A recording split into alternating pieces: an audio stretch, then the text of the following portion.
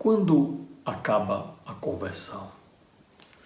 Nós estamos celebrando o primeiro domingo da Quaresma. E o Evangelho de hoje é de São Marcos, capítulo 1, do versículo 12 ao 15.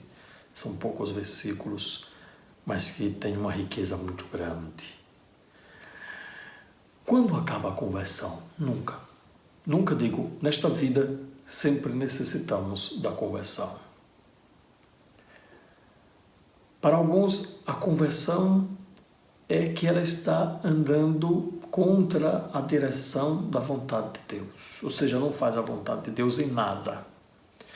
Então ela precisa fazer como que um movimento, o contrário, mudar de direção, que é chamado de epistrefo, e não metanoia, mas epistrefo. Epistrefo é mudar de direção, é deixar de ser inimigo de Deus. E aí ela tem pessoas que têm grandes conversões nas suas vidas, mas ela precisa manter essa conversão, ou seja, essa direção para Deus, melhorar a direção para Deus, purificar os olhos para enxergar melhor os sinais. Isso é um trabalho diário, não somente da pessoa, porque não é possível se direcionar a Deus se a graça de Deus não é antecipada em nossa vida. Deus se antecipa. Deus quer nos manter na sua graça, na sua bênção. Mas também precisamos da conversão diária, manter essa conversão. Por isso fazemos exame de consciência. Chega no final do dia e diz, quando foi que eu andei contra a direção da vontade de Deus? Então você elenca. Você faz um elenco de que andou na contramão da vontade de Deus, ou seja, contra a vontade de Deus.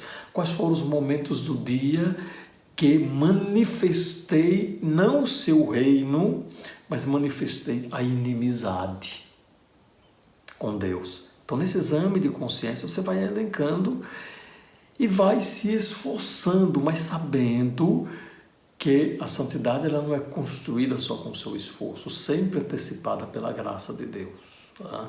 Por isso a participação nos sacramentos, beber da fonte, da graça, rezar, mesmo que esteja bem, esteja mal, esteja alegre, esteja triste, esteja com muita força, esteja sem força, esteja para cima, esteja depressivo, do jeito que for. Você se mantém firme na oração. Quando você se mantém firme na oração, na participação no sacramento, você vai sendo resgatado pela graça e vai como que recebendo forças para superar limitações que sem a graça seria impossível superar. Hoje o Evangelho trata sobre muito pequeno, mas muito rico, e vamos explorar.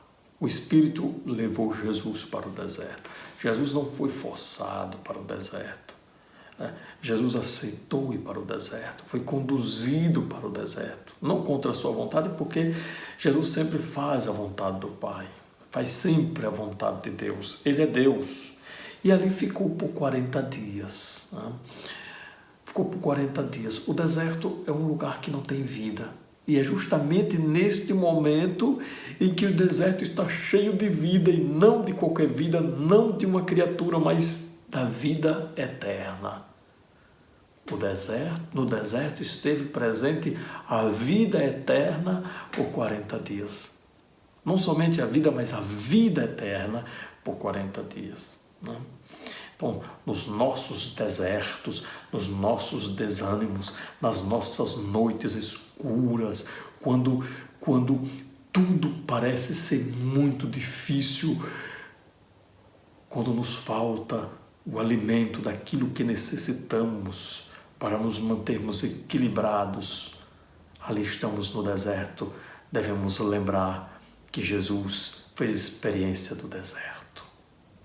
Ele escolheu estar conosco.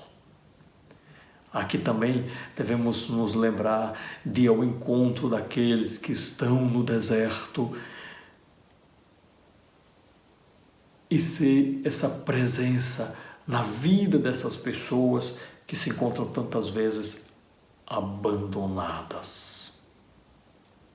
Quantos que desde casas muito simples, ou mesmo na rua, ou em grandes palácios, muitas dessas pessoas se encontram em desertos, em terra árida, com falta de água, de vida, de amor, de caridade, de misericórdia, de diálogo, de perdão.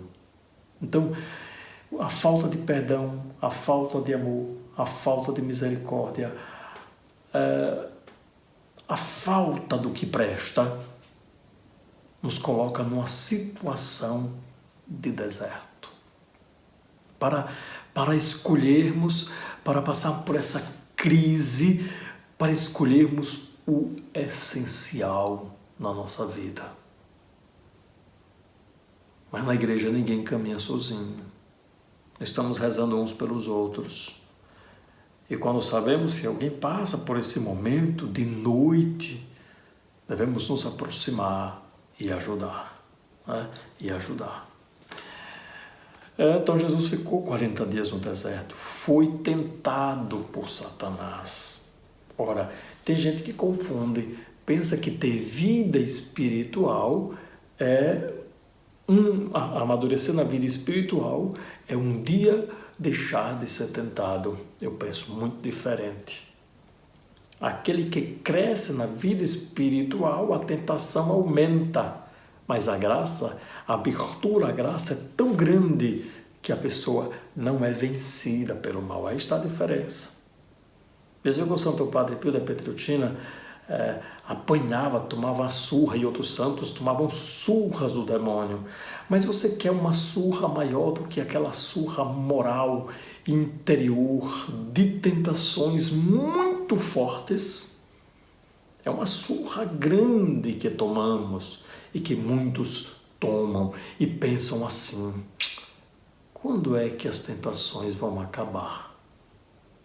No dia que você se encontrar com Deus. Definitivamente, na visão beatífica ou no purgatório, ali você não vai ter mais tentações, ter mais espaço para a tentação. Ela já foi embora, acaba aqui. Então, enquanto esse corpo estiver com esta vida, enquanto estivermos aqui, nós seremos tentados. Tentados a não dialogar, tentados a rebaixar o outro, tentados a difamar o outro, tentados a brigar a tal ponto de matar o outro moralmente. Nós temos muitas tentações. A gente, quando se fala tentação, pensa somente naquela área afetiva, sexual. Não. Quando se enfatiza muito isso, fica muito cego para as outras realidades, fica muito cego para perceber a sua tentação de destruir o outro, de impossibilitar o diálogo.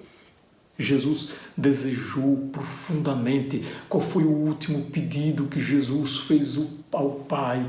Aquele pedido antes dele partir. Foi o pedido da unidade. Foi o pedido da unidade. Você contribui com a unidade?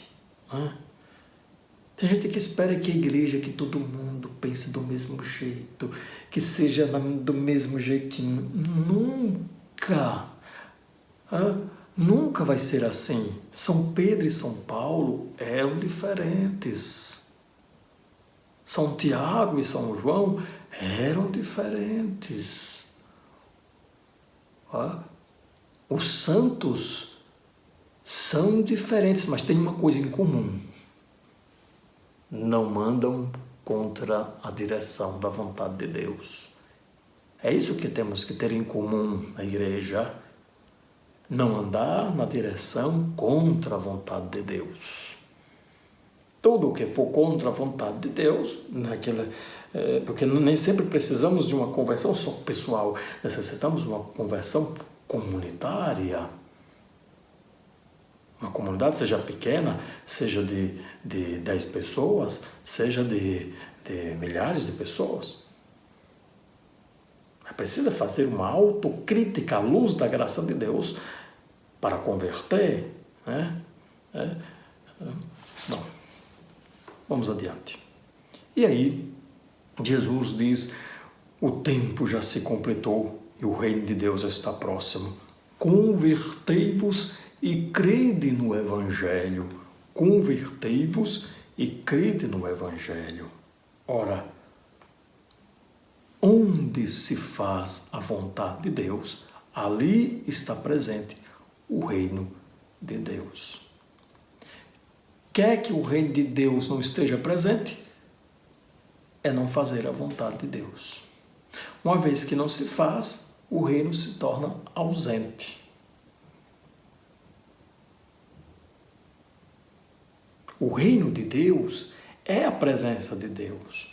O reino de Deus é a união da pessoa com Deus. E nós caminhamos em direção a essa união. Todos os dias, se fazemos esse exame de consciência para no próximo dia fazer melhor. Melhor. Que o Senhor nos abençoe e nos guarde e que nos mantenha firmes nas tentações, neste momento, principalmente na tentação de destruir o outro, na tentação de não buscar a comunhão. O último pedido que Jesus fez foi esse. Por que não obedecer?